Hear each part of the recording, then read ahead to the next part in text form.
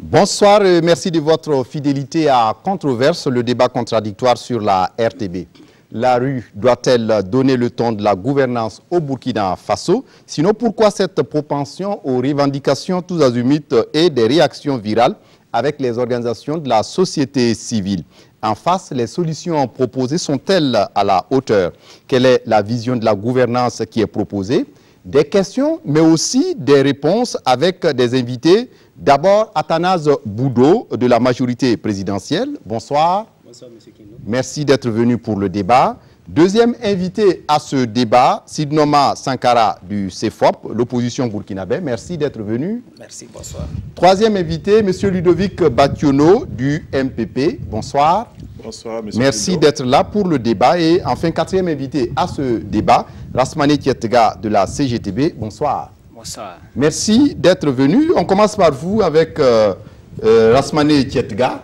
On l'a vu aujourd'hui au Burkina, ces dernières années, une propension aux revendications tous azimuts. Et on a envie parfois de demander aux syndicats, est-ce qu'il n'en faut pas trop? Ok, merci. En tout cas, nous tenons à dire merci à la RTB de nous avoir associés à ce débat. Ça nous permet en même temps de donner notre position par rapport à ce qui est dit en rapport avec les mouvements de grève dans notre pays. Ce qui est important et nous tenons à relever, c'est de dire que quand on dit des grèves tout azimut, nous voulons rappeler que les mouvements de grève au Burkina ont existé depuis les indépendances. Et le mouvement syndical a toujours été au tournant décidé de notre pays. En 1966, si vous vous rappelez, c'est le mouvement syndical qui était aux antipodes, sinon, ou du moins qui a été l'instigateur du soulèvement populaire. En 1975, pour la question du parti unique que les autorités d'alors ont voulu imposer, c'est encore le mouvement syndical qui, lors des grèves des 17 et 18 décembre 1975, ont dit non et ont fait une ville morte à Ouagadougou. En 1985, sous le CNR, si vous vous rappelez, il y a eu ce qu'on a appelé le front syndical qui finalement a donné naissance à la CGTB. Et plus proche, depuis 1998, avec l'adoption de ce qu'on a appelé la loi 013, le mouvement syndical a été sur le front et ça a continué. Je prends tout récemment, en 2012 et en 2015, quand le général Gilbert Guengéré avait perpétré son coup d'État, c'est encore le mouvement syndical qui était sur les barricades pour dire non. Et je pense que pour tous ces éléments-là, il est quand même important qu'il y ait un minimum de respect vis-à-vis du mouvement syndical. Et ce que je veux dire, quand on dit des grèves tout azimut, moi je veux qu'on me dise, depuis oui, 2016... Tietga, quand on prend récemment la grève des syndicats du Trésor, on l'a vu, le mouvement s'est durci à un moment donné et pratiquement c'est le fonctionnement de l'État qui était même atteint. Est-ce que c'est une grève tout azimut? C'est ça le débat. Alors, ce que je vais dire, ces grèves-là, je vais dire que depuis 2016 jusqu'à aujourd'hui, aucune de nos grèves n'a été faite sans respecter les règles en la matière. La loi 45-60 a toujours été respectée dans nos procédures. Encore qu'avant d'aller en grève, les organisations syndicales prennent soin d'adresser une plateforme revendicative à l'autorité qui ne réagit pas. Le syndicat des juges et du personnel de la justice, récemment avec l'affaire de Manga, a décrété des mouvements, selon le président du Faso, qui n'ont pas suivi les règles de l'art. Qu'est-ce que vous en dites? Lorsque vous êtes dans votre enceinte de travail, nous sommes à la RTB. Si jamais vous êtes agressé et que votre sécurité est menacée, allez-vous continuer à travailler à la RTB ou bien vous vous suspendez pour demander qu'on sécurise les lieux pour continuer à travailler? Je prends un élément très simple. Lorsqu'il y a eu l'insurrection populaire et que les marcheurs ont pris la RTB comme cible, est-ce que vous êtes resté travailler? Je pense que lorsque votre lieu de travail est menacé, il va de soi que vous demandez qu'on sécurise le lieu de travail pour pouvoir travailler. Dans ce genre de situation, vous ne pouvez pas déposer un préavis de grève. Ça, on constate le fait que vous êtes en insécurité et donc vous ne pouvez pas travailler, vous ne venez pas au service. Je pense que c'est des questions, c'est comme ça qu'il faut appréhender la chose. Mais je précise que toutes les grèves dont on traite des grèves tout azimut, ces grèves-là respectent la légalité. On aura l'occasion de revenir là-dessus, M. Kietga. Oui, M.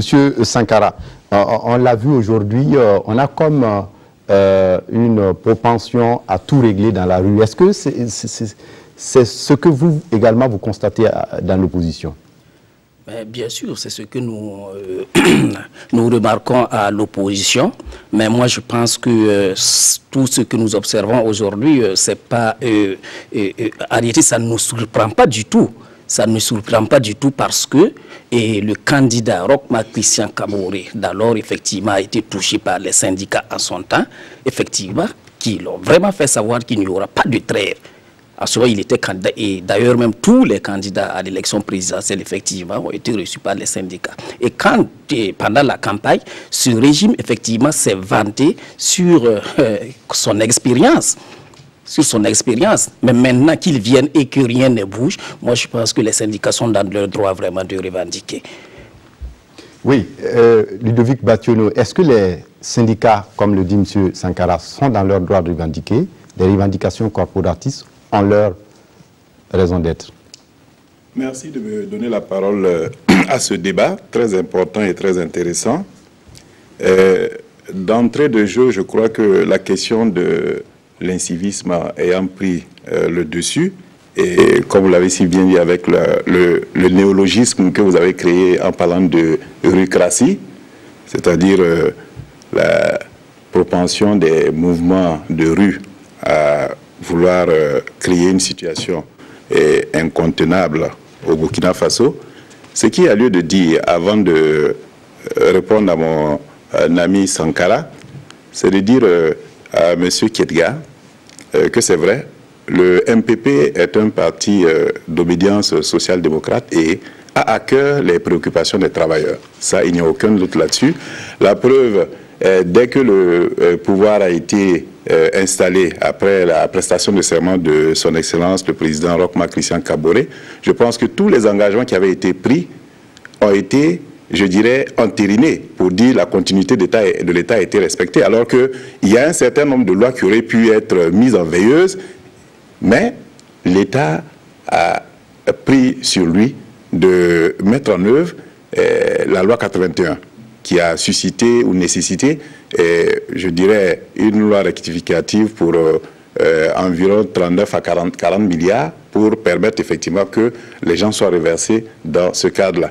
Mais au-delà de ça, ce que je veux dire, on parle de grève tout azimut pour la simple raison que, d'une part, M. Kietga nous fait savoir que les syndicats respectent effectivement un certain nombre de dispositions législatives. Je vais vous renvoyer à l'article 39 de la loi 81 qui dit que tout fonctionnaire a le devoir de servir, a obligation fondamentale de servir le pays avec loyauté, avec probité, avec patriotisme. L'État, les intérêts de la collectivité nationale, de l'État, des administrations et des institutions du pays où l'agent de l'État est employé. Et l'élément important encore qu'il est de dire, c'est que cet article se termine en disant que le fonctionnaire a le devoir de faire respecter, de faire respecter l'autorité de l'État. Ça veut dire que l'autorité de l'État dont vous parlez, ce n'est pas un État virtuel qui viendra d'ailleurs pour faire respecter cette autorité de l'État. C'est chacun de nous qui doit jouer sa partition. Et donc ça commence par nous, en tant qu'acteurs premiers, pour que l'ensemble de nos actions puissent permettre, dans la synergie-là, de freiner ces élans-là. Sinon, si on doit s'asseoir pour dire que l'État ne fait rien, on ne sent rien, l'État ne bouge pas, je pense que ça, ce n'est pas du tout vrai. Là, je m'inscris en faux contre cette, je dirais, ces affirmations de M. Sankara du CFOP. Oui. Réaction, M. Boudot, avant qu'on ne donne la parole à M. Tietga. Non, mais pour la question du mouvement syndical, c'est un élément parmi tant d'autres. Parce que c'est comme on l'a si bien dit, ce n'est pas seulement les syndicats qui font des mouvements tout azimut, y compris plusieurs pans de la société. Et vous avez vu que rien que hier ou avant-hier, la société civile qui donne souvent de la voix, qui parfois se fait dans le désordre. Tout à fait. Allez-y. Voilà. Donc, vous voulez qu'on réponde sur la question précise du syndicat? Du syndicat d'abord. Non, mais oui. En fait, la question du syndicat n'est pas isolée. C'est dans un environnement et dans un contexte bien précis. C'est pour cela que je ne souhaiterais pas qu'on stigmatise la question seulement du syndicat. Il ne s'agit pas d'une stigmatisation, M.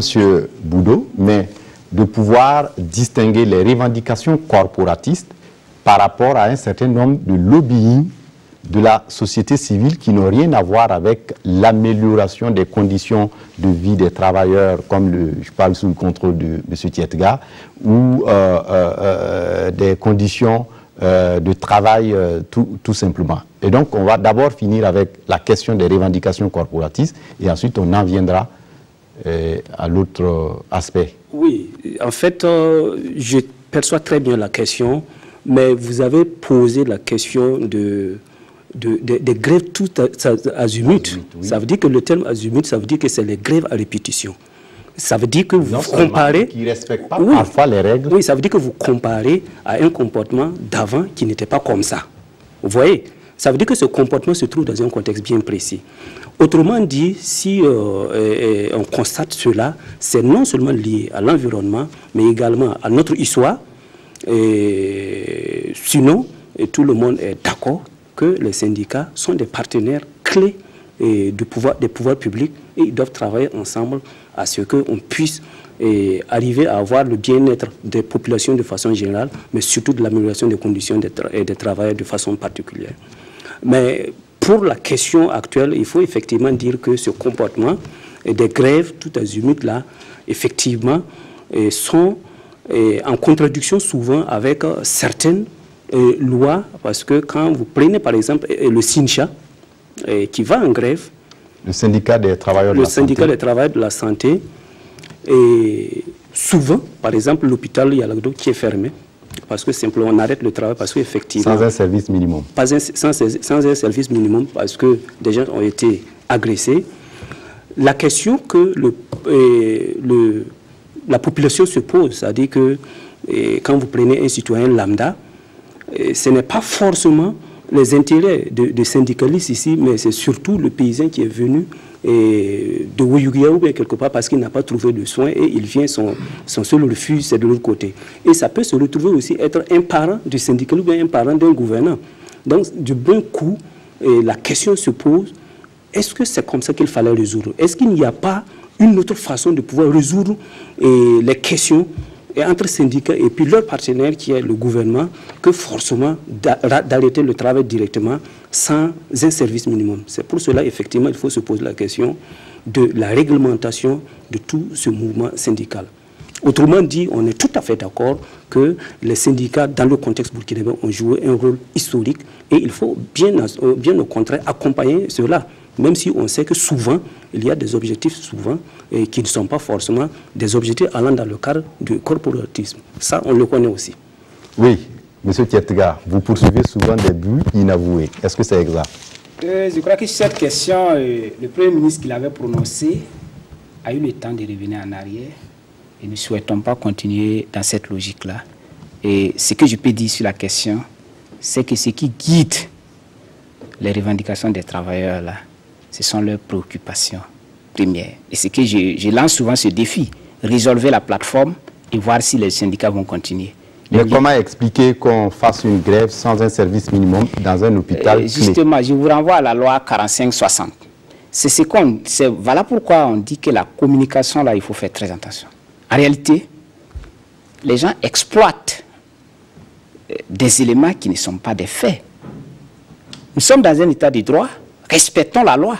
La loi 45-60 dit que c'est l'administration publique qui organise le service minimum, pas l'organisation syndicale qui va en lutte. Encore que, avant d'aller en grève, il y a un préavis de grève qui a déposé.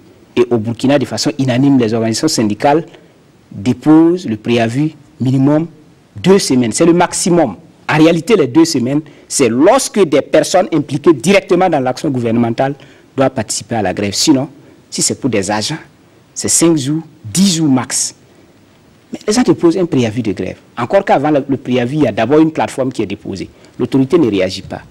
On dépose un préavis de grève 2 semaines. Vous avez 2 semaines pour organiser le service minimum, vous ne le faites pas. L'organisation va en grève, on taxe les syndicats, des gens et des inhumains, alors que dans les plateformes, c'est quoi? Le Chincha est allé en grève pour demander un plateau technique. Vous pensez que c'est normal qu'une organisation syndicale aille en grève pour demander un plateau technique? Le médecin, là, il est formé. Mais s'il n'a pas le matériel pour travailler, il fait quoi sur le terrain? Moi, je pense que si ces questions précises du Chincha, il n'y a pas lieu de polémiquer. Les textes sont là. Le gouvernement n'a pas pu... J'ai fini. Oui, le gouvernement n'a pas pu trouver des éléments tangibles pour réprimer l'organisation syndicale. Parce que ça a été fait dans les règles de l'art. Et je répète, dans aucun texte, aussi bien nationaux qu'au niveau du BIT, il n'y a pas un texte qui dit que c'est le syndicat qui organise le service minimum. Il n'y en a pas. La réquisition se fait, le texte est clair, article 6 de la loi 45-60 l'a dit, que le service minimum, c'est l'État qui l'organise. Les réquisitions se prennent à titre individuel. Ce qui s'est passé pendant la grève du Chincha, c'est quoi? Vous partez au CMA de Pissi, vous prenez une liste de 30 personnes qui sont réquisitionnées. La grève, c'est quoi? C'est pour faire avancer la revendication. En réalité, la grève, c'est un moyen de pression. Lorsqu'on a épuisé les voies du dialogue, c'est en ce moment on va en grève. Et quand les gens partent en grève, c'est un moyen de pression pour faire aboutir les revendications. Si vous videz ce moyen-là de son contexte, autant dire que vous voulez priver le droit de grève aux organisations syndicales. Ludovic Batiodo et Athanas Boudou. D'accord. Merci de nous donner la parole. En réaction à ce que M. Kietga dit, je pense qu'il faut relativiser les choses. La première qu'il faut prendre en compte, c'est que il a pris le cas d'une grève. Au Burkina, ici, nous avons assisté à des grèves. Et quand on prend le cas du Chincha, vous avez dit que c'est l'État qui organise les réquisitions.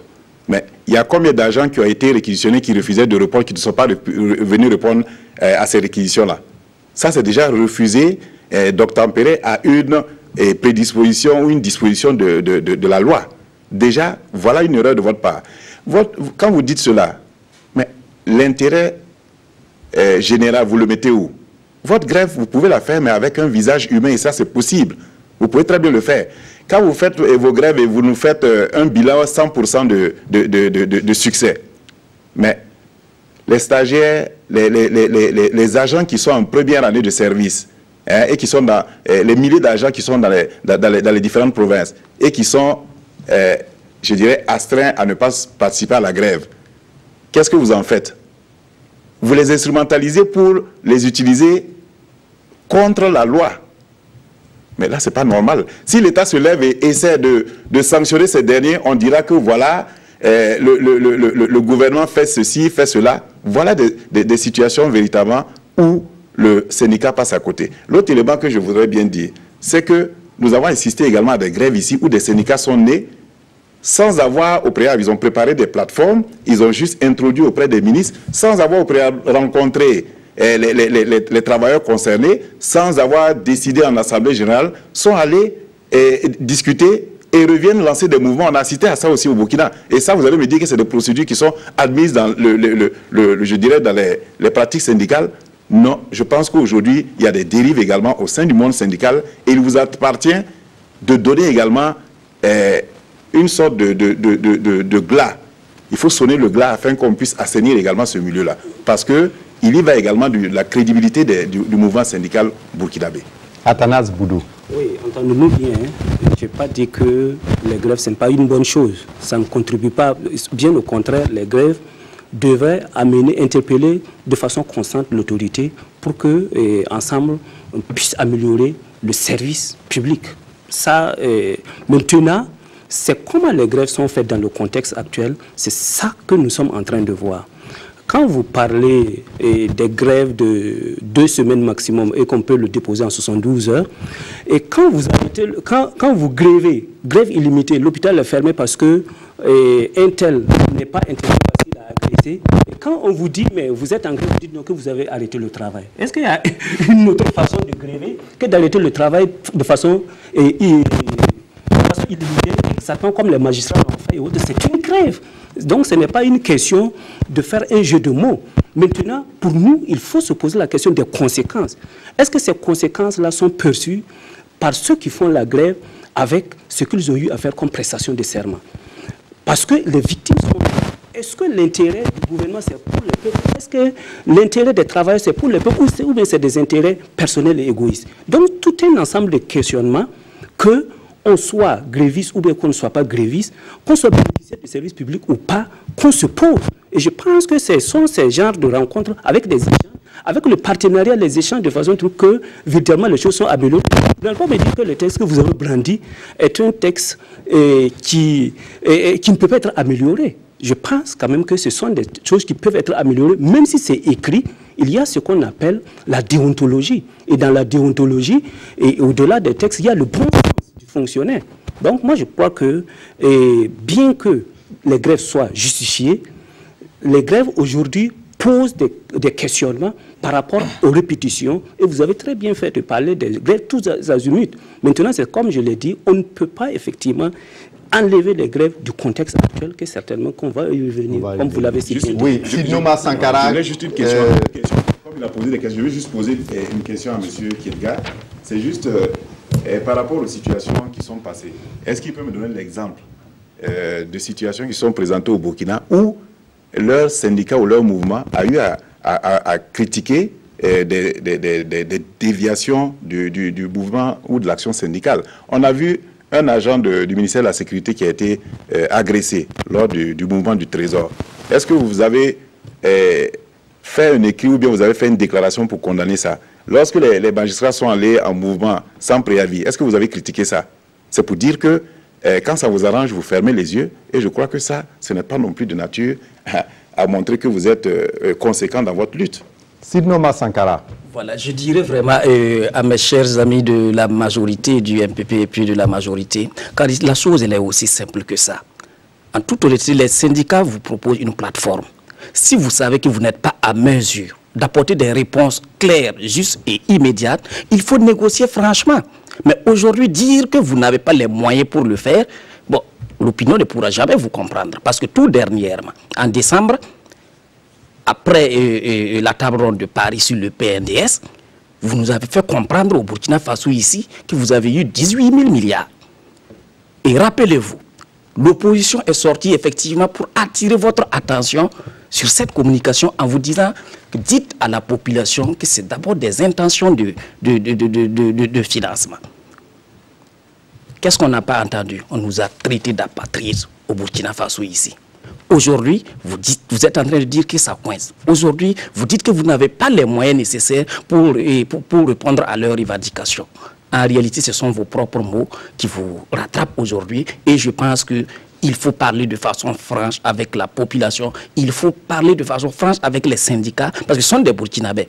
Ce sont des Burkinabés. Par exemple, la dernière fois au niveau du chose, et quand le Premier ministre est allé à l'hôpital, bon, je n'ai pas les preuves ici, mais sur une radio FM, il y a un auditeur qui a appelé et qui a fait comprendre qu'il y a un véhicule de l'État qui est resté en marge, démarré, qu'on n'a pas éteint pendant 2 heures, près de 2 heures, juste le temps que le Premier ministre a passé là-bas. Mais ça, c'est de l'insuffisant.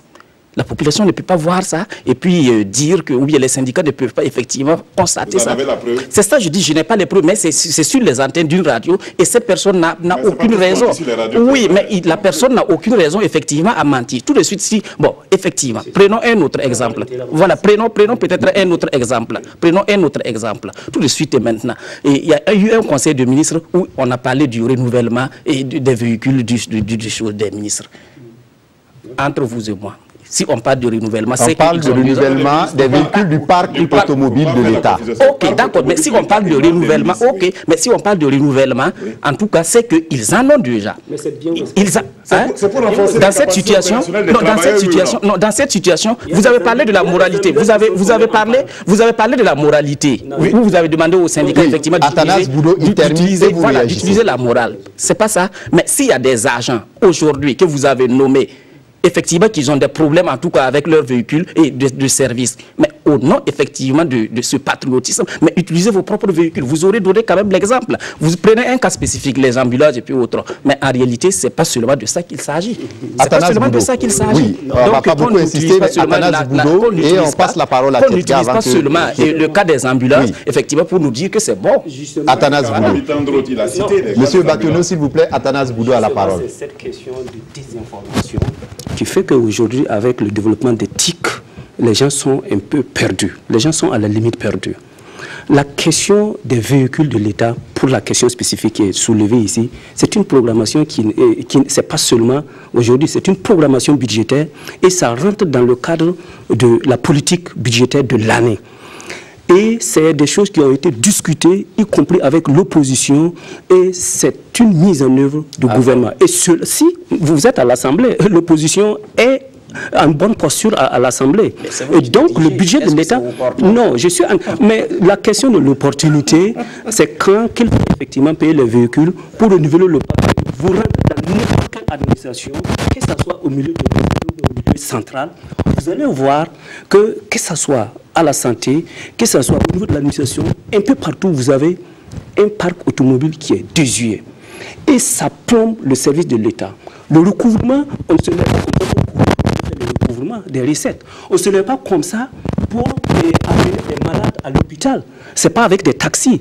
Il y a beaucoup de choses et aujourd'hui l'administration, le point a été fait et c'était un besoin qui a été inscrit. Et comme ce qui a été fait, et ça a été de façon cas par cas et c'est des choses qui ont été... Monsieur Boudot, mais est-ce qu'aujourd'hui le pouvoir en place n'a pas un problème de communication? Je suis totalement d'accord. Si c'est la question de communication... Est-ce que la communication gouvernementale ne pêche pas? La communication gouvernementale n'est pas suffisante. Voilà, la communication, parce que le gouvernement ne communique pas en fonction des réalités du moment. Il communique sur la base des principes anciens, alors qu'aujourd'hui, quand le conseil de ministres se tient et que ça finit à 14 h, déjà à 16 h, les gens ont toute l'information avant que de façon officielle, le gouvernement ne se prononce. Quand il y a un fait qui se fait, immédiatement, les gens sont informés avant que le procureur nous donne l'information officielle. Donc, effectivement, les pouvoirs publics ont un retard de communication par rapport à la population. Et ça aussi, c'était un contexte. Comme vous avez évité d'abord de parler du contexte avant, parce que ça, c'était la communication gouvernementale, il faut vous remettre en cause également. Vous êtes des acteurs de cette communication gouvernementale. Je suis journaliste et j'ai le devoir de neutralité sur ce plateau. Mais la neutralité n'empêche pas. Oui, elle n'empêche pas. Ok. On va y revenir parce que la presse aussi a un grand rôle par rapport à la formation. On peut y aller, monsieur Tedgar. Ok, merci, mais il y a des préoccupations qui ont été posées. Moi, je vais être très simple. Le stagiaire, est-ce que vous avez la définition standard d'un stagiaire? C'est quelqu'un qui vient apprendre auprès d'un tuteur. Quand le tuteur est en grève, le stagiaire, il fait quoi à l'hôpital? Le stagiaire, en principe, ne peut pas toucher un malade si son tuteur n'est pas là. Si le tuteur est en grève, le stagiaire, il est à l'hôpital, il tourne, il ne soigne pas. Encore que le SINSA, en tout cas, que je connais très bien, ne compte pas les stagiaires comme faisant partie de leurs militants. Si les stagiaires sont allés travailler, c'est normal, parce que le stagiaire n'a pas le droit de grève. Il a la possibilité de se syndiquer, de participer aux formations du syndicat, mais il ne part pas en grève. Et les stagiaires du SINSA ne partent pas en grève. Mais lorsqu'ils arrivent à l'hôpital et que leur tuteur n'est pas là, ils ne peuvent rien faire. Parce que justement, s'ils ont un problème, c'est le tuteur qui doit endosser. Ça, c'est un élément que je vous donne ça pour que vous compreniez. Je continue, j'ai la parole. On ne va pas beaucoup insister sur la question du SINSA, parce qu'on prend les grèves de façon globale. L'autre aspect, c'est le fait de me dire que l'article 45 dit que la loi 081 dit qu'il faut servir l'État avec loyauté. Mais est-ce que vous savez aussi... Je dis l'article 39. L'article 39 de la loi 081 dit qu'il faut servir avec loyauté. Oui. Mais vous savez aussi que notre Constitution, La loi 045 dérive de la Constitution. Oui. Mais la Constitution, à son article 20, dit Oui. que l'État a l'obligation d'améliorer de façon permanente les conditions de vie et de travail des travailleurs et de veiller à sa protection. C'est justement ça qui fait que lorsque, à Manga, les magistrats étaient en difficulté, je reviens là-dessus, hein. Quand on dit que les gens à l'hôpital, il y a eu un cas d'agression, les gens ont arrêté de travailler. Et que vous me dites que les travailleurs doivent continuer à travailler malgré l'agression, mais vous ne me dites pas qu'est-ce qui a fait que les gens sont allés agresser un magistrat et un agent de santé. Vous avez pris des exemples. Quand vous parlez de l'agression de l'hôpital, hein? J'ai fini. Je pense que quand vous avez parlé, je ne vous ai pas interrompu. On vous laisse parler. Voilà, me laissez parler, vous aurez la parole. Ce que j'ai dit, vous avez dit qu'à l'hôpital, les gens ont arrêté le travail sans préavis.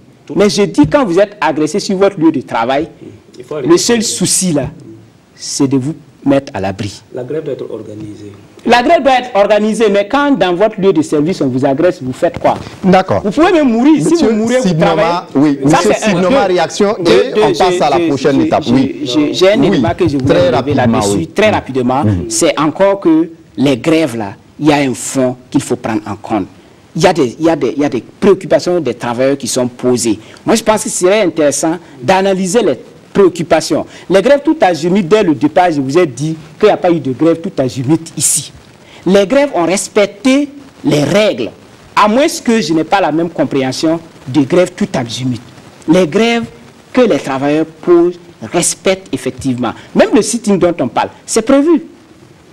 C'est prévu par la loi.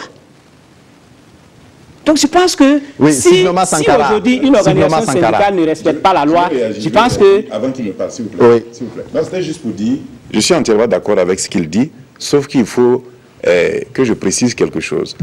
Quand vous dites que la grève respecte effectivement les dispositions de la loi, je suis entièrement d'accord. Ça, c'est un fait. Mais pas dans tous les cas. Il y a eu des grèves qui n'ont pas respecté cela. Donc ça, il faut le reconnaître également. Et l'humilité également de le reconnaître. Deuxième élément, il faut que vous ayez également le courage... Citer des exemples, si vous avez des exemples, il faut les citer. Il faut que vous ayez le courage également... L'humilité ne respecte pas la loi. Deuxième élément, vous avez pris un exemple tout de suite en parlant du cas de la prise, l'assaut sur la RTB. Ça, c'est un mouvement de foule qui vient... Dans ces conditions, non, je vous ai laissé passer, permettez-moi. Une agression mineure, moi je parle d'une agression mineure et un mouvement de foule. Cette comparaison-là ne s'y est pas du tout. Ce que je veux dire, quand les revendications là, quand on se retrouve après ce que mon ami Sidnoma dit... Vous avez des difficultés avec ça, ajoutez Franck. Bon, Franck, voilà, Sankara, je préfère. Quand vous dites que oui, le gouvernement à la table de Paris est venu dire qu'on a 18 000 milliards. Ça, c'est moi, je l'ai dit. Ça, c'est vous qui l'avez dit. Oui, non, j'ajoute, je parle de vos deux communications. Ce que je veux dire, votre porte-flambeau est ablacé dans ses ablaceries. Qu'est-ce qu'il avait dit à l'époque quand les gens partaient pour la table ronde? Il a dit que ce serait un échec. Mon cher ami. Oui, vous laissez parler et ensuite on vous donne la parole. Ensuite on passe à la prochaine. Vous êtes ensemble là-bas, c'est vous qui critiquez, tirez à boulet rouge sur le gouvernement. Et je veux dire, le gouvernement allait. C'était des prétentions, ça a été clair dans la communication du gouvernement. Et on a dit qu'on avait 18 000 milliards assurés pour conduire le PNDS. À qui? Alors qu'on était allé pour moins que ça. Ça, c'est déjà la confiance qui a été placée au gouvernement burkinabé. Ça, c'est déjà un élément important. Les querelles pour dire qu'on vous a taxé d'apatridie. Où le Premier ministre tout récemment a dit qu'ils ne sont pas venus avec de l'argent, il nous a fait comprendre... Mais je continue mon propos. Dans cette dynamique-là, ce qui est intéressant, c'est qu'au moins, nous avons pu permettre que des bailleurs de fonds aient confiance au Burkina Faso. Et ils ont confiance à la politique qui est menée par le président Rochma Christian Kaboré. Et ça, c'est un fait. Le dernier élément, c'est pour dire à mon ami Kiedga que vous revendiquez. Quand on vient parce qu'on a dit que le PNDS sera financé à près de 18 000 milliards, ce n'est pas parce qu'on a dit qu'on va financer qu'il faut que tous les syndicats, quand on parlait des grèves tout azimut, on vient avec des plafonds de 30 points, 60 points, 60 points. Et vous dites qu'il n'y a jamais eu de rupture de dialogue. C'est l'un des gouvernements qui communique le plus, qui a toujours gardé le contact avec les syndicats. Ça, je défie M. Kiedga de me dire le contraire. D'accord, on aura compris Sinoma Sankara. Avec les syndicats comme le gouvernement actuel. Bon, mais par rapport, je vais répondre par rapport à son affirmation qui dit que c'est le seul gouvernement qui communique plus avec le syndicat. Mais une chose est de communiquer et une autre est de bien communiquer. Voilà, sur ça je passe. Par rapport aux déclarations d'Ablassé Ouedraogo, je porte à votre connaissance. Oui, je porte à la connaissance de mon cher ami qu'en réalité Ablassé Ouedraogo n'est pas à l'opposition. Aujourd'hui, en tout cas, il n'a pas encore donné sa demande d'adhésion. Mais il est proche de vous que nous. Mais proche de nous, non, ça, moi je ne sais pas. Mais il a un député qui est à l'Assemblée et qui est avec la majorité. Est-ce qu'il contrôle ce député? Moi je ne sais pas. Moi je ne sais pas. Monsieur Boudot, il y a également ces réactions virales qu'on a sur les réseaux sociaux ou des réactions de la société civile par rapport à la gouvernance qui est posée. Et on le voit là également, on a comme l'impression que les choses parfois sont improvisées. Est-ce que c'est votre avis? Non, je ne parle pas d'improvisation. Il faut d'abord situer toujours le contexte parce que j'analyse la question à deux niveaux. Le premier niveau, il faut quand même se dire que le Burkina a vécu une situation assez dure. Les 27 ans de la gouvernance de l'ancien régime, d'une certaine manière, a caporalisé les personnes, a maîtrisé la parole, n'a pas libéré la parole, et si bien que les gens se sont retrouvés à une situation où il fallait véritablement s'exprimer. Donc quand vous avez vu de l'insurrection jusqu'à maintenant, c'est comme des gens qui étaient emprisonnés pendant 27 ans et aujourd'hui s'expriment. Ça, c'est le premier élément. Le deuxième élément, il faut aussi dire que le développement des technologies de l'information et de la communication a connu un boom aussi ces derniers temps. Il y a de cela 3-4 ans, quand vous prenez rien que la seule institution de l'ONATEL et puis certains promoteurs de réseaux sociaux, de téléphonie mobile, c'était peut-être autour de 20 000 et 30 000 abonnés. Aujourd'hui, c'est 2 millions d'abonnés au Burkina Faso. Donc, ce n'est pas seulement le cas du Burkina, mais quand même, comme nous sommes en train de parler du cas du Burkina, pour vous dire qu'aujourd'hui, il y a un certain nombre d'outils qui permettent à l'information de circuler rapidement au lieu que ça soit de bouche à oreille et ainsi de suite. Donc, ça, c'est un élément qu'il faut tenir compte dans le comportement actuel des uns et des autres. Bien entendu que le Burkina n'a pas encore changé de statut. C'est toujours le pays pauvre qu'on connaît.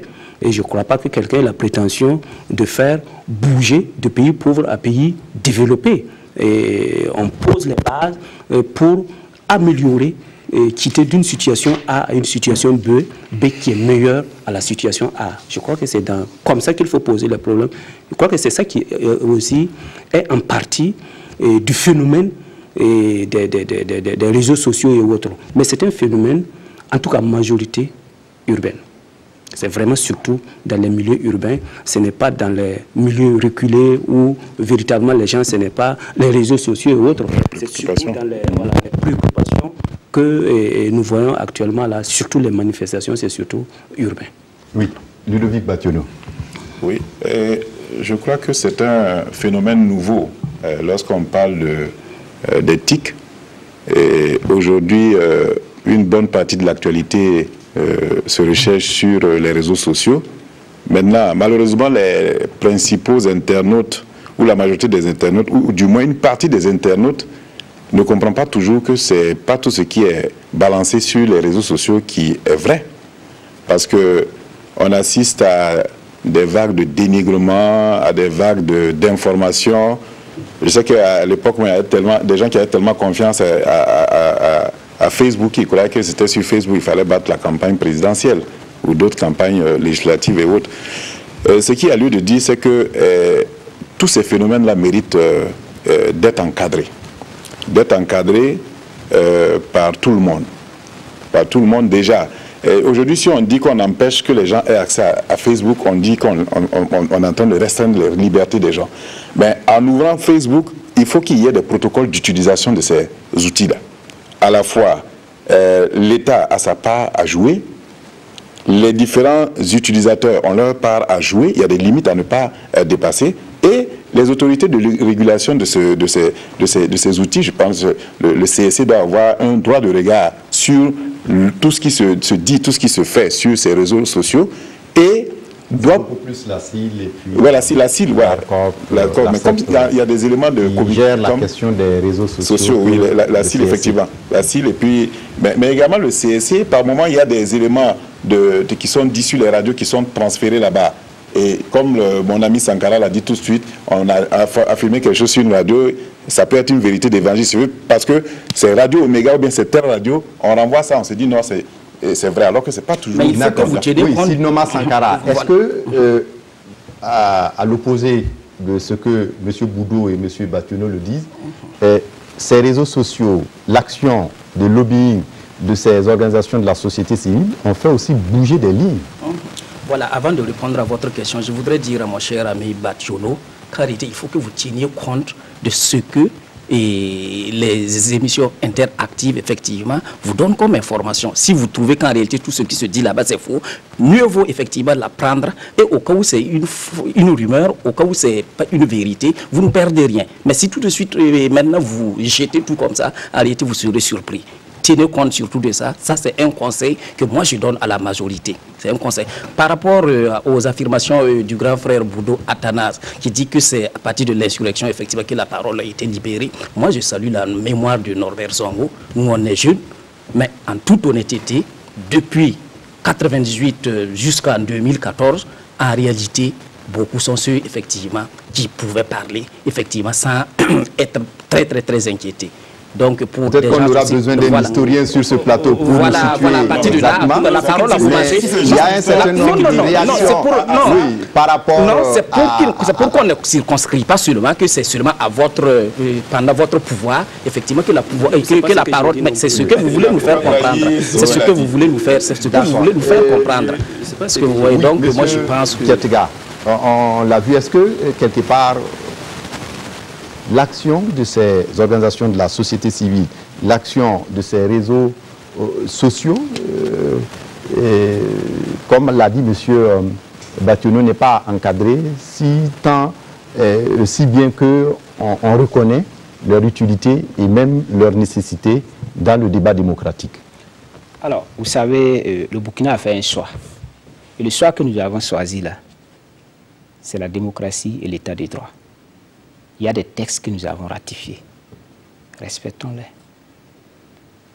Les OSC dont on parle, les OSC, il y a quand même une loi qui encadre le fonctionnement, la création et ainsi de suite des OSC. Appliquez ça simplement. Moi, je ne sais pas. Ou bien on veut inventer. Quand on dit d'encadrer, si on supprime Facebook, on va dire que non, il y a la question de l'expression de la liberté. Je suis d'accord avec lui qu'effectivement, ce n'est pas en 2016, subitement, qu'il y a eu la liberté d'expression. S'il n'y avait pas de liberté d'expression, on n'allait pas arriver à l'insurrection. Les débats, c'est depuis Norbert Zongo que les gens sont sortis dans les rues pour réclamer un certain nombre de libertés. Et c'est ce qui a conduit de façon progressive à ce qu'on ait l'insurrection. Malheureusement, ceux qui sont au pouvoir ont la mémoire courte. Ils oublient de là où ils viennent. S'il n'y avait pas eu l'insurrection, ce n'est pas évident que le pouvoir qui est là actuellement allait être là. Et moi, je pense qu'il faut qu'on soit humble, écouter les gens. On vient d'une insurrection. Pendant la campagne, on a dit aux populations, nous avons de l'expérience, nous avons du vécu, nous pouvons gérer vos problèmes. Les gens ont fait confiance en vous. Vous arrivez au pouvoir, 1 année, 2 ans, les gens ne voient rien venir. Et finalement, on a eu un bâton magique. Le PNDS, on met tout dedans. Les Russes sont en train de se dégrader, le PNDS va résoudre. Les gens ont des problèmes dans les quartiers, le PNDS va résoudre. Je pense qu'effectivement, aujourd'hui, là, il va falloir regarder la réalité en face. En réalité, on ne vient pas au pouvoir pour gérer, on vient pour résoudre des problèmes. C'est pourquoi les gens battent campagne. Les gens ont des programmes de société pour arriver au pouvoir. Et pour ce qui est de nous, notre organisation, et par le truchement de la CCVC, nous avions effectivement fait une adresse aux candidats effectivement à l'élection présidentielle, où nous avons recensé un certain nombre de préoccupations, aussi bien du monde du travail que de l'ensemble des populations burkinabées, qui sont urgents et que nous avons dit que celui qui va être élu, il serait intéressant de regarder là-dedans. Le 21 novembre 2015, Nous avons fait un meeting à la place de la nation, où on est revenu là-dessus. Tous les candidats nous ont promis qu'effectivement, ces questions-là, ils vont regarder. Mais quand les gens sont élus, après 2 ans, les gens ne voient rien venir. Dans les quartiers, là, moi, je pense qu'il faut parler du fond. Les préoccupations que les populations soulèvent, là, est-ce que c'est vrai ou bien c'est faux? C'est sur le fond qu'il faut débattre. Sinon, aujourd'hui, en tout cas, vous n'allez pas arrêter Facebook. Débattez sur le fond. Voilà. On continue avec M. Sankara. Voilà, je vais revenir sur les propos de mon cher ami Batiolo. Sur le fond. Voilà, sur le fond qui disait qu'il faut qu'on essaie de recadrer. Bon, je me demande si nous sommes dans le même Burkina Faso, parce que c'est ce que vous avez utilisé. C'est ce que recadrer, je dis encadrer. Encadrer, ok, d'accord, qu'il faut qu'on encadre, effectivement. Voilà, il n'y a pas de problème, qu'il faut qu'on encadre. Je suis parfait, ok, il n'y a pas de problème. Si vous dites qu'il faut qu'on encadre, nous sommes dans quel Burkina Faso? Quand l'opposition a annoncé son meeting pour le 29 avril, mais ce sont vos militants sur les réseaux Facebook qui ont essayé de diaboliser notre meeting. Les partis de la majorité, effectivement, aussi ont fait un communiqué là-dessus pour essayer de saboter notre meeting. Vous avez utilisé... Saboter, c'est pour que le peuple ne sorte pas. Donc, vous voulez dire, M. Sankara, que tout le monde utilise ces réseaux sociaux selon ses intérêts. Voilà, selon ses intérêts. Monsieur Batiolo, réagissez. Il a rappelé effectivement Norbert Zongo, paix à son âme, je m'incline sur sa mémoire, pour dire que Dieu merci qu'il ait dit ça parce que j'avais oublié. Le même Norbert Zongo, vous dites vous êtes jeune, mon ami Kierega qui le lisait si bien, c'est qu'il appelait de tous ses voeux un changement au Burkina. Et la personne qu'il avait trouvée pour diriger ce Burkina Faso, c'est encore Rochma Christian Kaboré. Donc, on est dans la dynamique de la ligne tracée par... Je termine par rapport à ce qu'il est en train de dire. Ça, c'était le premier point. Le deuxième point, vous dites effectivement que vous avez fait des propositions aux différents candidats sur une plateforme minimale des actions prioritaires que celui qui viendra être élu devrait voir pour vraiment résoudre les préoccupations des populations. Tous les candidats. Oui, j'ai dit tous les candidats qui est au pouvoir. Mais est-ce que ces propositions-là soient sorties de réalisme? C'est pas parce que vous avez inscrit une revendication sur une plateforme que directement elle doit trouver solution. Rochma Christian Kaboré a été élu. Monsieur Batiolo, est-ce qu'en son temps vous avez discuté de cette réalisation? Non. Vous avez même dit que c'était déjà dans votre programme et que vous allez les réaliser. Attendez qu'on puisse le décliner jusqu'à son terme, on fera le bilan et chacun appréciera. On n'a pas besoin, en début de mandat, de commencer à demander, ça nous amène à la prochaine étape. Finalement, on se pose la question de savoir, est-ce que ce pouvoir en place a une vision pour la gouvernance dans ce pays? Il n'y a même pas de doute là-dessus. Il n'y a pas de doute là-dessus. Quand les gens sortent, on essaie de résoudre les problèmes au cas par cas. Et finalement, on se pose la question où on va. C'est l'illusion de la résolution au cas par cas. Je pense que si on se comprend bien, mais c'est ce que le pouvoir fait. Non, c'est ce que vous croyez. Le Burkina aujourd'hui... Je vous donne juste un exemple. Oui. Un ministre de la République a dit qu'on sera ferme avec les syndicats du Trésor. Notamment, vous les avez appelés, vous avez négocié, et il semble même que vous êtes rentré dans des fonds. Vous avez dit il semble, donc ça, voilà. je pense. Non, ça, j'ai le devoir de réserve sur certaines choses, je ne peux pas nous dire. Je vous dis, moi, donc, quelque part, on a comme l'impression que vous n'avez pas une certaine fermeté par rapport à la vision que vous avez de la gouvernance. Je vous dis, expliquez-nous. Ce que je sais, c'est que la dynamique actuelle, ce que le MPP dit et dira toujours, c'est que nous n'allons pas transformer le Burkina Faso par un coup de bâton magique pour avoir un changement, je dirais, radical. La chose qu'il faut se dire, c'est que, nous avons le devoir de travailler à ce que nous puissions, à la fois, pendant que nous sommes en train de résoudre les problèmes conjoncturels, que nous puissions transformer d'une manière fondamentale la société burkinabé par des réformes structurelles. Parce que c'est ça qui sera le durable.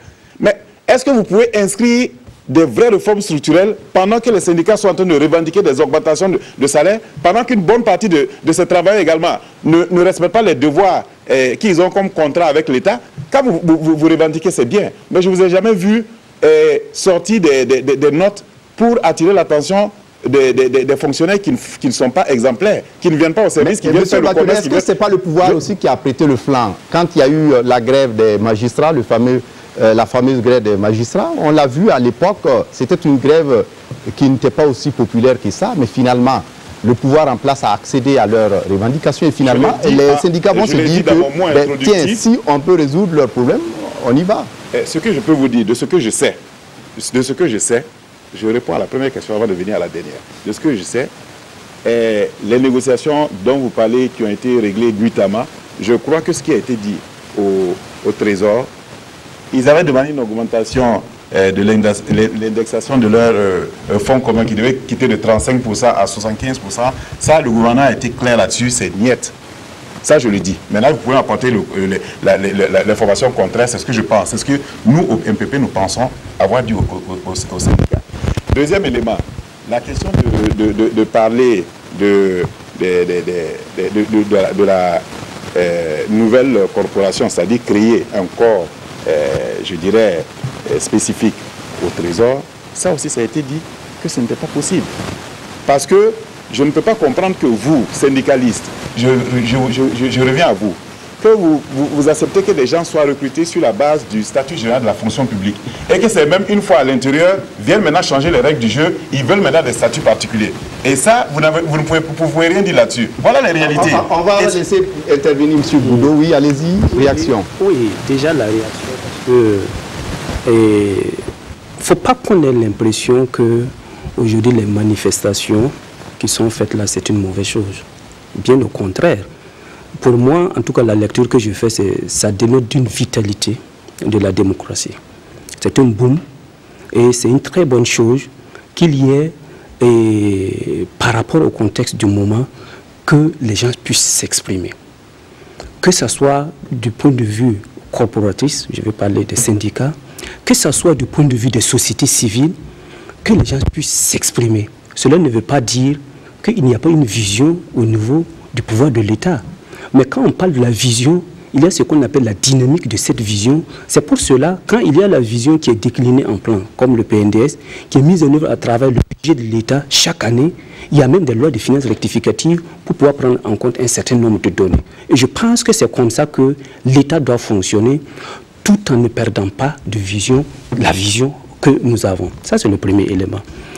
Par rapport à la question de la libération de la parole, et je sais très bien de ce que je parle, et je sais que dans ce pays, il y a eu des moments où on ne pouvait même pas se prendre avec la photo. Il y a eu des moments où, avec des grèves, quand vous grèvez, vous êtes affecté. Il y a des grèves de sanctions, il y a des gens même qui sont obligés de quitter le pays, qui sont aujourd'hui au Canada, aux États-Unis, parce que simplement, ils n'avaient pas droit de grève dans ce pays. Par rapport aux journalistes, ça, tout le monde le sait. Le journal Norbert Zongo s'est sacrifié pour la presse. Et cela, il y a eu de l'amélioration, mais vous ne pouvez pas me dire que par rapport de 2013, je dis bien de 2013 à maintenant, on a la même liberté d'expression antérieurement. Et je sais de quoi je parle. Mais on vit pour progresser. Donc, mais tout à fait, je veux dire que le contexte... Voilà, non, je suis en train... pas que c'est seulement... Je n'ai pas... Non, pour la question d'écouter... Non, pour la question d'écouter, je pense que le minimum, au lieu d'écouter ailleurs là, il faut d'abord qu'ici on s'écoute. Et qui sait, par rapport à cette lutte, c'est que nous autres, en tant qu'UNIPS, nous avons contribué à cette lutte-là. Donc ce n'est pas que je suis renié le fait que, et ce n'est pas, je n'ai pas dit qu'en 2016 ou en 2017, j'ai bien dit, pour aller à l'insurrection, il a fallu que des gens perdent des vies. Et aujourd'hui, nous avons eu... Donc, c'est pour vous dire en somme, que par exemple, la question du PNDS, la question de la mise en œuvre des politiques publiques, il y a bel et bien une vision et qui est là, accompagnée par la majorité. Mais cette vision n'est pas de façon étroite, étriquée, parce que cette vision qui est matérialisée à travers le PNDS doit requérir la participation de tout le monde, y compris la société civile, y compris les syndicats, mais également aussi imprimée par les... Je crois que c'est comme ça qu'il faut faire les choses. Oui, monsieur Kiategal. Merci bien. Une fois de plus, c'est dit que... il ne faut pas qu'on fasse d'amalgame. La loi 081 prévoit des statuts particuliers. C'est prévu dans la loi 081. Ce qui est déjà prévu dans la Constitution. J'ai dit bien que la loi 081 prévoit des statuts particuliers. Ça, c'est un fait. Effectivement, il y a un certain nombre d'institutions, comme les magistrats et autres, qui ont effectivement, là, c'est des statuts autonomes. Qui ont des statuts autonomes. je ne rentre pas dans ce débat. Quand on nous dit, nous, organisation syndicale, d'interpeller une organisation syndicale normalement constituée, qui a une plateforme revendicative qui pose ses problèmes, je pense que le minimum pour le gouvernement, c'est de discuter avec les intéressés. Lorsqu'on vous dépose une plateforme et que vous ne réagissez pas, vous ne pouvez pas attendre que les intéressés partent en grève. Quand on me dit non, c'est le gouvernement qui a beaucoup de dialogue, attention, le dialogue doit être fructueux. Il doit avoir un contenu. Il ne faut pas, c'est pas dialoguer là, c'est pas communiquer avec la presse. Quand le ministre de la fonction publique, le premier ministre, le président de l'Assemblée nationale empruntent la même tempête pour dire que les organisations syndicales là veulent les fonctionnaires, parce que c'est comme ça qu'on sectarise justement la question de l'organisation syndicale qui s'étend même au-delà de la fonction publique et qui va au-delà dans les privés et autres. Mais on sectarise, on dit non, les fonctionnaires, ils sont 160 000 personnes qui veulent s'accaparer de tous les biens de l'État. Moi, je dis qu'il faut faire attention sur la question, parce qu'en réalité, quand on compare effectivement le fonctionnaire au boutiquier du quartier, ce n'est pas normal, parce que quand on gère une boutique, c'est une activité libérale, vous êtes votre propre patron. Le fonctionnaire est un travailleur de l'État. Et tout travail mérite salaire. Quand le fonctionnaire va en lutte, c'est pour améliorer son salaire. Du reste, ce sont les fonctionnaires dont on traite de tous les mots là. C'est eux qui font rouler l'État. Si ces fonctionnaires ne travaillent pas, l'État ne roule pas. J'ai fini parce que je ne vous ai pas coupé. Je pense que lui, il a dit qu'on n'a qu'à s'écouter.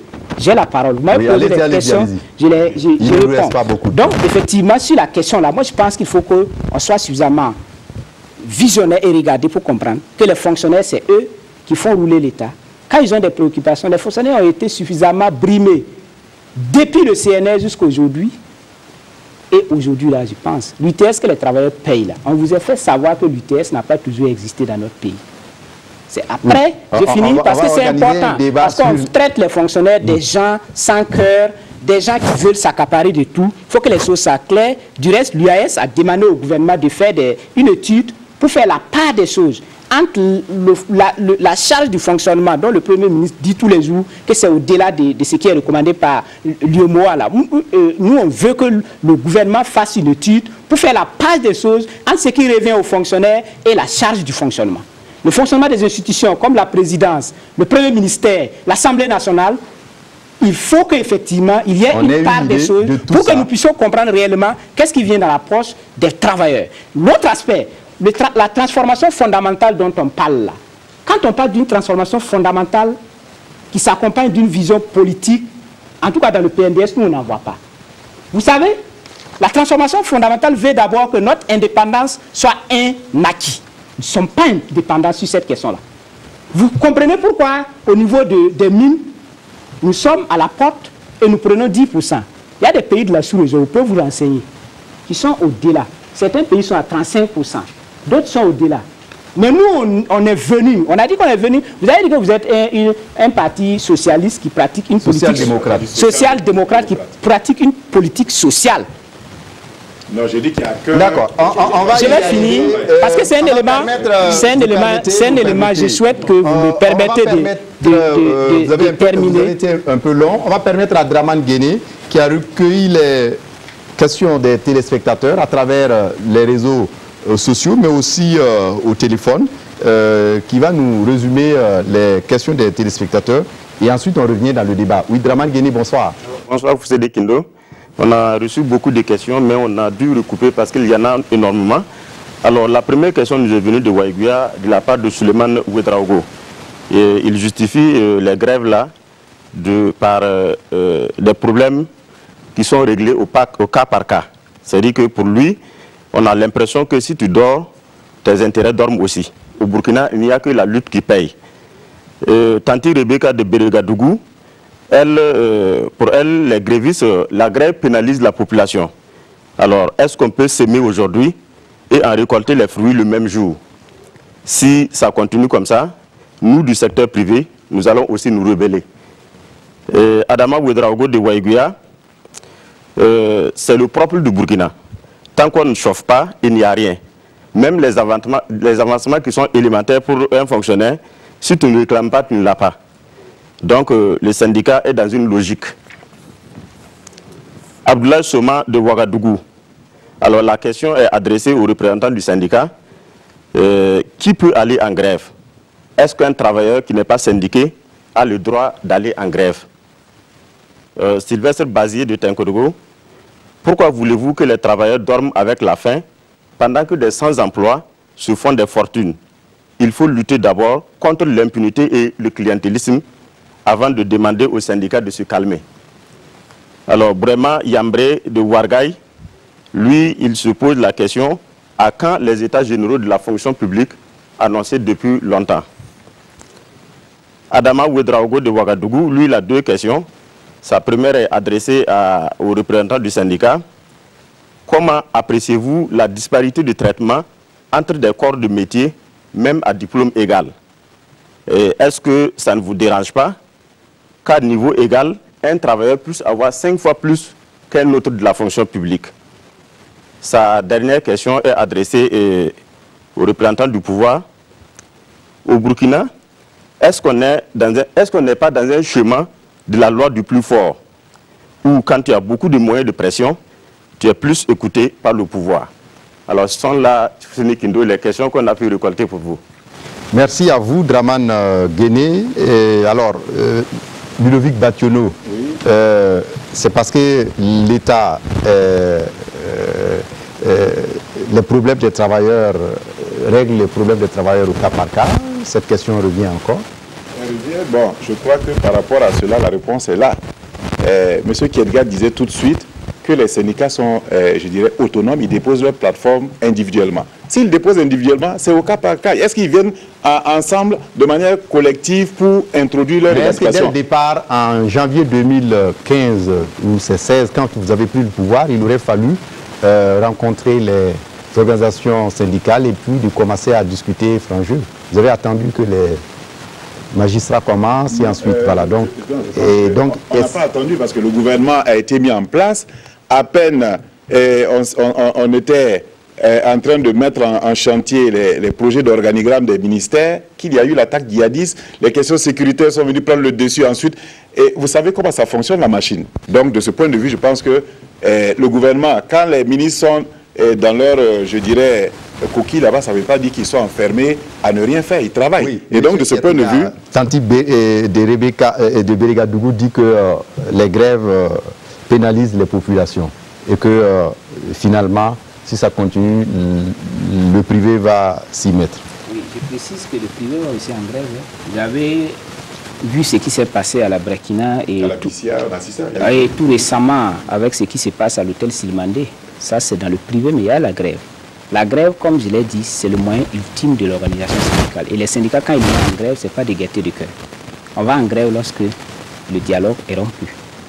C'est le moyen ultime pour faire aboutir les revendications. Sinon, il faut savoir que lorsque dans les préoccupations que les syndicats posent, là, ce n'est pas seulement des préoccupations corporatistes. C'est l'un des derniers recours. Voilà, c'est l'un des derniers recours et les préoccupations qui sont posées, par exemple, quand le SYNCHA parle des plateaux techniques, quand le SNAID parle de construire des bâtiments pour loger les services des impôts et ne plus louer des bâtiments, et quand le SINATEL parle donc de lutte contre la fraude, je pense que tout ça, c'est dans l'intérêt de nos populations. Voilà, c'est ça qu'on... Peut-être que les gens ne comprennent pas véritablement le vrai rôle de l'organisation syndicale. Oui, voilà, donc je pense qu'elle va nous comprendre. Ça, c'est pas que on dit de pas faire des revendications. On n'a jamais dit non plus que les revendications sont des revendications récentes. C'est des revendications qui existaient depuis. Mais en disant, mais pourquoi ça a pris plus de l'ampleur, c'est effectivement parce qu'il y a une certaine vitalité de la démocratie. Sinon, des gens seront licenciés parce qu'ils font grève. Il y a eu des moments où des pays étaient obligés d'urgence. Mais je pense qu'aujourd'hui, bien gérer, et c'est comme jouer sa partition pour que nous puissions pouvoir... Monsieur Ouedraogo de Ouaïbia estime que c'est le propre du Burkinabé. Tant qu'on ne le chauffe pas, tu n'as rien.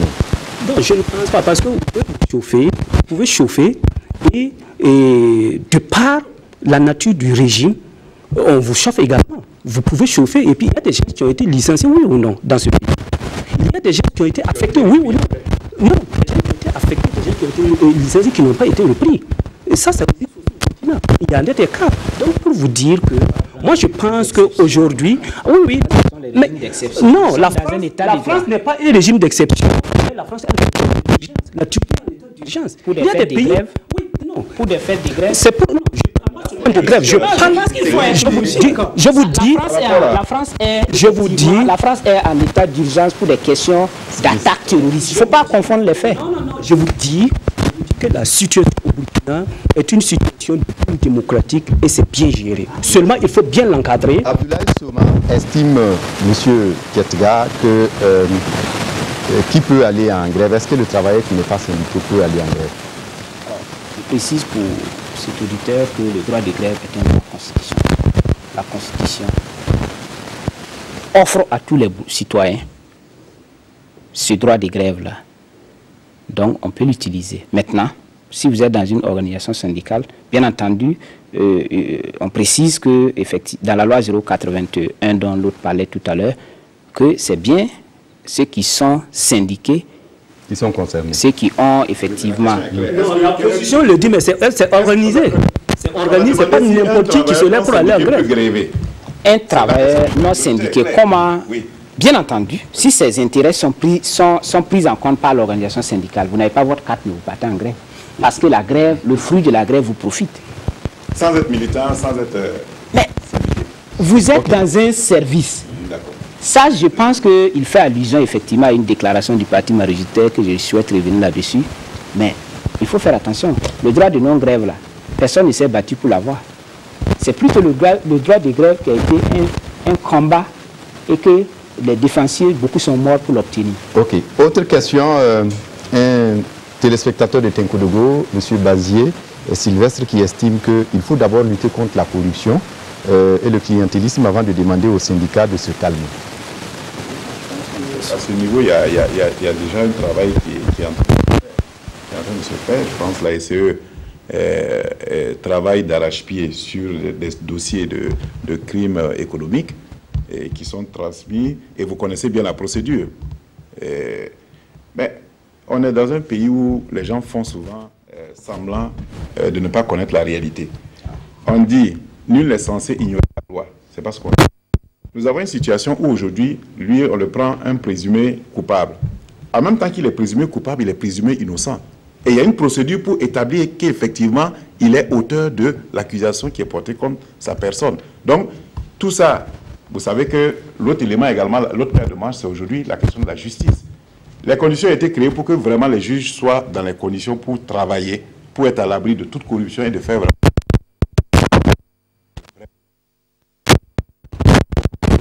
battu. Aujourd'hui, on est dans un état où l'indépendance de la justice, l'indépendance de la justice est consacrée. Je dis bien l'indépendance de la justice. L'impression que oui, mais vous ne pouvez pas vouloir une chose et son contraire. La justice est indépendante, la justice a son travail à faire, et donc de ce côté-là, il y a des réformes qui sont faites au pouvoir, mais qui sont déplacées. Il y a un ministre de la justice. Il y a que... Est-ce que ce n'est pas tout ça qui explique aujourd'hui la justice populaire? Oui, non, on estime que la justice traîne. On a vu des gens qu'on a agressés sous le prétexte qu'ils vont... Oui, puisque chacun veut se donner raison. Effectivement, on a vu un animateur de radio qu'on a hier seulement. Mais parce qu'il ne joue pas la musique burkinabé, de quel droit dispose le citoyen de se faire justice soi-même? Il y a un phénomène nouveau à partir de cet événement que vous venez de noter. Ce soir même à votre journal de 20h, je pense qu'une partie des artistes qui ont participé à cet événement se sont solidarisés de ce qui a été posé comme acte. Oui ou non? Ce soir même à la télé. Ils ont dit qu'ils étaient allés pour un objectif, mais ce qui a été fait là, qui a été posé, ne les engage pas parce qu'ils n'étaient pas allés pour cette... C'est pour dire, il peut y avoir effectivement des situations et qui ne sont pas partagées par tout le monde. S'il y a ce sursaut de prise de conscience, je pense que l'un à l'autre, chacun fera l'effort également de voir la limite de son action et éviter effectivement qu'on ait l'intention de vouloir porter tout le temps le discrédit sur les autres. Et je profite de votre micro pour dire également, ce que je critiquais tout de suite, c'est qu'à un moment donné, on a donné l'impression, avec des dispositions de la loi qui permettent que des gens qui sont en prison puissent bénéficier d'une liberté provisoire, toutes les critiques, c'est encore vous, les gars de l'opposition, qui sortez pour dire, voilà, ils sont en train de sortir leurs amis, ils sont en train de... Oui, alors qu'ils savent que la justice permet à quelqu'un qui est en prison de bénéficier d'une liberté provisoire. C'est écrit noir sur blanc, c'est connu. Mais vous entretenez encore le flou pour donner l'impression que c'est encore le pouvoir, c'est encore le MPP, on vous avait dit. Et ce n'est pas sérieux. Non, la situation actuelle est une situation qui n'est pas seulement ou bien c'est une situation de mentalité. Et quand il fallait d'encadrer du moins tout ce comportement, parce que si le comportement n'est pas encadré, on peut aller à la dérive. Et ça commence par la presse. Ça commence par la presse. Par exemple, quand vous voyez des gens que vous interviewez, qui viennent au niveau de la télé, qui commencent à parler, qui disent que bon, Roch a fait comme ça, Salif a fait comme ça, comme si ce sont des copains, comme si aux journalistes, alors que dans la réalité, ils s'adressent à tout le peuple burkinabé. Je pense que peut simplement soit censurer cela ou bien retirer, parce qu'il y a des façons d'organiser. Sinon, finalement, le jeune qui vous écoute ou bien le citoyen qui... Oui, c'est qu'il faut faire... Non, je vais... Non, les invités, si l'invité ne rentre pas dans la moule de l'émission, on peut simplement... La preuve est que si nous sortons hors sujet ici, vous allez dire que mais on ne parle pas de ça. Par exemple, quelqu'un qui vient s'asseoir et puis qui parle comme il veut, alors que vous savez que la question de la communication est d'abord aussi une formation. Un jeune qui apprend et qui attend, on dit mais c'est le président de l'Assemblée contre de Salif, ou bien c'est un tel de choses comme ça. C'est pour dire que la presse aussi doit jouer un rôle, y compris comme les syndicats, y compris les gouvernants, comme on interpelle tout le monde. Je vais dire que l'information doit aussi être accompagnée d'une communication et d'une formation. Autrement dit, si ça doit être de la pagaille, et finalement, on ne va pas s'en sortir. On patauge. Oui, monsieur Sankara. Je crois que nous sommes sur un plateau qui est suivi de par tout le monde. Et je pense que mon ami du MPP ne doit pas dire des contre-vérités. Vous avez dit que, voilà, quand certaines personnes ont bénéficié des libertés provisoires, l'opposition est sortie effectivement pour vous dire que l'opposition est sortie pour vous dire que, pour vous condamner comme quoi vous faites sortir vos anciens camarades.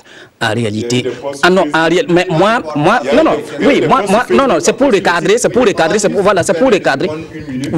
voilà, une minute seulement, c'est pour vous dire tout simplement que je ne me reconnais pas. Bien au contraire, ce sont les OSC que vous avez fabriqués aujourd'hui qui sont en porte-à-faux avec vous, qui ont fait des marches. Ça a été même médiatisé. Maintenant, pour revenir sur la question de savoir si ce pouvoir a une vision ou pas, parce que je n'avais pas pu donner mon opinion là-dessus, je dirais que ce pouvoir n'a pas de vision. Nous sommes dans un état de droit, nous sommes dans un état nous sommes en démocratie, où en 100 jours, en réalité, on peut savoir où un gouvernement ou un régime est en train d'amener son peuple au cours de 5 ans. Et les 100 premiers jours, l'opposition, effectivement, a produit un document où nous avons qualifié votre régime, effectivement, votre pouvoir, qui tâtonne 1 an après. C'est ce qu'encore nous avons constaté et nous l'avons encore dit. Bon, jusqu'à présent, effectivement, ça tâtonne dans la mesure où nous avons aujourd'hui le président de la République, et son Excellence M. Roch Marc Christian Kaboré et son Premier ministre même qui ne s'accordent même pas sur la vision même du franc CFA. Je réagis par rapport à ce qu'il dit. Je vais juste dire, et ce que vous dites, je ne vais pas tergiverser sur cette question, c'est seulement d'attirer votre attention sur un fait. Et si le peuple burkinabé, si les électeurs, au soir des élections, ont porté leur voix, à notre parti, à notre président Roch Marc Christian Kaboré, c'est parce qu'ils ont eu confiance. Votre expérience. Non, si c'est ça, je ne sais pas sur quoi ils se sont basés. On avait un programme. Vous n'avez pas la parole. Nous avons un programme qui a convaincu les populations, les électeurs. Ça, c'est un fait. Le deuxième, ce n'est pas parce qu'en 100 jours, vous allez produire un document que vous allez transmettre au président du Faso que ça veut dire que tout ce que vous avez décliné là-dedans est vrai. Il est très facile de s'asseoir dans un stade de football et de crier que tel joueur là, non, il vaut rien, il ne fait pas. Ça, c'est très facile. La critique est facile. Mais, chers amis, ce que je vous dis, le pouvoir du MPP, c'est un pouvoir responsable. Et il est en train de travailler à la réduction des inégalités sociales. Et je pense qu'au bilan des 5 ans, vous aurez l'occasion d'apprécier les propositions qui avaient été faites dans le programme présidentiel et ce qui a été réellement réalisé. Mais apparemment, les syndicats et les organisations de la société civile sont impatients par rapport à ce que vous... C'est le seul problème. Je veux juste répondre.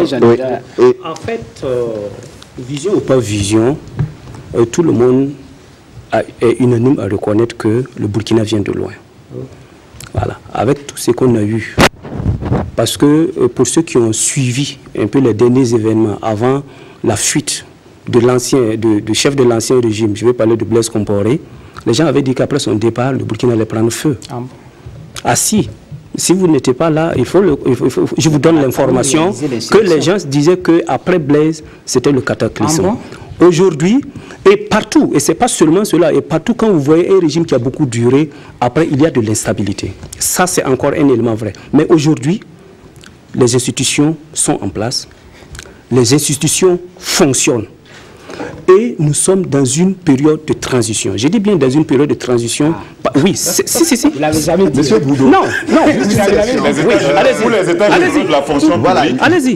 Non, posez la question. Oui, allez, posez votre question. Juste une question. Quand on vient au pouvoir avec un programme, on n'attend pas la transition. On le met en place. Non, quand je dis que c'est une transition, cela ne veut pas dire qu'il n'y a pas un programme, il n'y a pas une vision. Je dis que nous sommes une transition de turbulence parce que les gens avaient prévu que le Burkina allait prendre feu, mais Dieu merci, avec la coordination des forces au niveau de la majorité, l'État est stable. Juste et ça, tout le monde le sait. L'auditeur. À moins qu'on ne soit... Voilà, rassurer qu'au niveau du ministère de la fonction publique et de la réforme de l'État, il s'attelle à préparer cette très grande, je dirais, rencontre que tout le monde appelle bientôt. Pour très bientôt. D'accord. Merci pour l'information. Oui, monsieur Tietega qui n'a pas parlé. C'est pas quand même simple. On vient de nous dire qu'on est en transition. Mais ils ont aussi dit que c'est le régime qui a plus communiqué. Depuis la campagne jusqu'à l'élection présidentielle, c'est aujourd'hui que nous on apprend qu'on est en transition. Parce que vous ne l'avez jamais dit. Ni le président du Faso, ni le Premier ministre avec son gouvernement n'a dit que nous sommes dans une transition. Encore que quand on dit que les gens ont dit après Blaise, moi je pense aussi que c'est ce que les gens ont dit. On est sur un plateau. Les gens ont dit qu'après Blaise, c'est le cataclysme, mais on a quand même sorti faire l'insurrection malgré tout. Je pense que les insurgés là, ce n'est pas cette même vision-là qu'ils avaient. Ils étaient convaincus qu'après Blaise, il y a l'espoir. Et que cet espoir-là, il faut quelqu'un qui a de la vision pour porter cet espoir. Et l'espoir est là. Et aujourd'hui, c'est ce qui justifie. J'ai fini.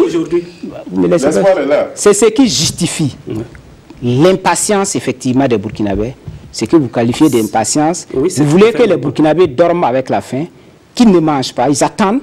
Non, pas vous êtes déjà à la moitié. Vous êtes fonctionnaire. Vous êtes à la moitié de votre mandat. Est-ce que vous êtes fonctionnaire? Je finis. Vous êtes à la moitié de votre mandat.